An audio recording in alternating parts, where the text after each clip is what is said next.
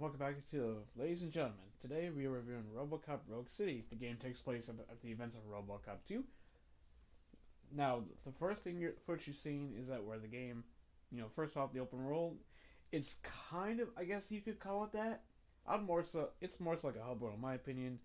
It's like, the reason I call it that, because it's more segmented, by the way, like where you can complete side objectives, so you can't, while you can't fully explore it, you can still explore, old Detroit and complete side objectives, solve random crimes, and if people are doing things illegally, you could actually get them in trouble as fun.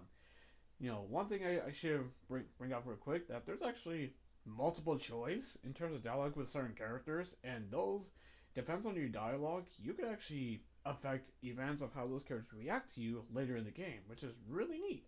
Which is something I would not expect from a game like this. But you kind of get the whole idea, right?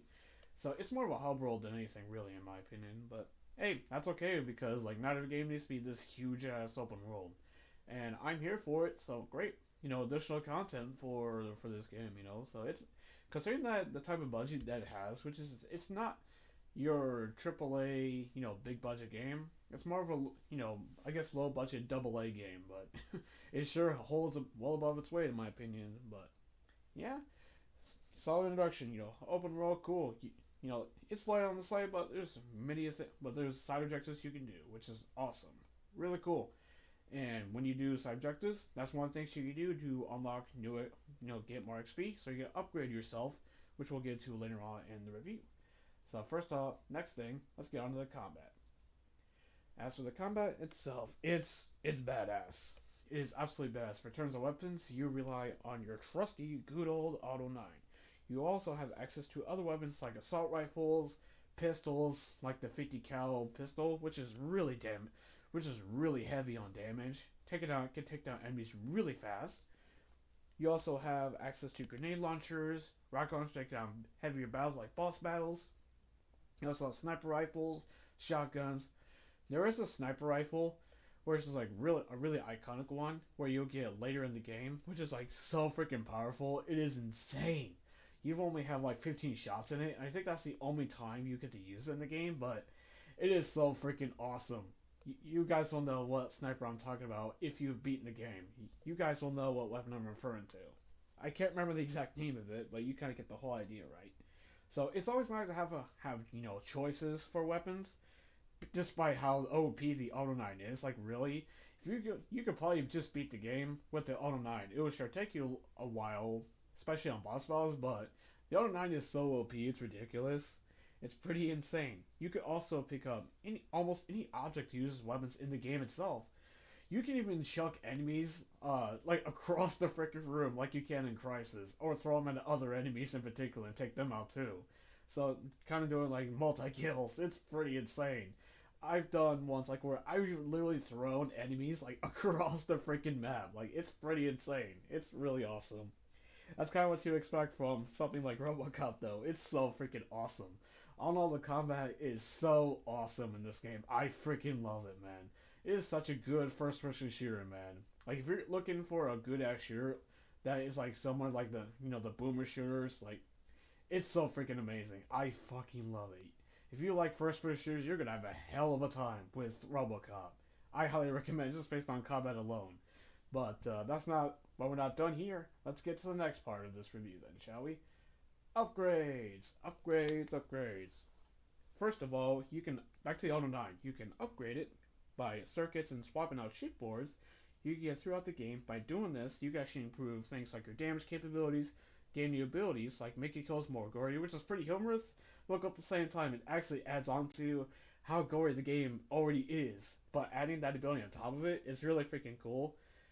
It's also like humans, like you say, but as you'll see later on, you can actually upgrade Robocop himself through a skill tree and gain new abilities like a dash ability, a new shield ability to help take down damage, and more. Now, a criticism I gotta give the game, despite me kissing the game's ass so far, a criticism I gotta give the game, for instance, is where there's no new game plus. After you beat the game, that's it. There's no new game plus. So if you want to play the game, you gotta do the whole thing all over, where you cannot carry anything with you, unfortunately. To me, that's a low blow, concerning the fact that there's skill trees for both your main weapon, the Auto 9, and Robocop himself. How can you have like a skill tree that is so in depth, like this game has, and not have a new game plus? I think that's a huge missed opportunity. It really freaking is, and it decreases replay value in my opinion, honestly, because why should somebody have to, start all the way over when they're with New Game Plus, you can just carry over and actually fully upgrade Robocop, because I think that fully upgrading him without New Game Plus is going to be near to impossible unless you do absolutely almost freaking everything. But the nice thing is that, it's only 1,000 XP to upgrade Robocop himself and get a new skill point. But with regards to the other things, you kind of get the whole idea. But oh no, that's a big thing. So yeah, no New Game Plus. I think that's a huge missed opportunity in my opinion. And I hope the developers, kind of take this feedback and kind of implement a New Game Plus and a post update like they've done with their last game, which I heard really good things about that one too. I'll probably play that Terminator game eventually. So yeah, but yeah, no New Game Plus. I think that's a huge missed opportunity in my opinion, and I really hope that they improve that in the future. So let's go on to the conclusion. Conclusion. Should you buy Robocop Rogue City? Hell yes. Absolutely yes. Absolutely. It is such a fun game. It's absolutely a sleeper hit, in my opinion. I was not expecting the game to be as good as it is. It's very rare. It's also very rare for a movie tie-in game to respect the source material so much, like Robocop Rogue City does. If I were to give the game a score, I'd give it 8.5 out of 10. Now, what are my main criticisms that prevents it from getting a perfect 10 out of 10? First of all, obviously, the no New Game Plus. I just talked about that one.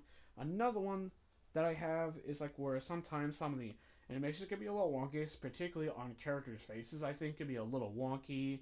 Maybe like maybe their mouths could be a little off. But maybe with updates they can fix that. Maybe with additional work. But again, this is not exactly a huge budget game, which not every game needs to be, because this game holds above its weight. I personally feel, in my opinion. I think others who have beaten the game will agree with me on that one. I personally think so. Also, I've had a few crashes on because I'm playing the game on a high-end PC.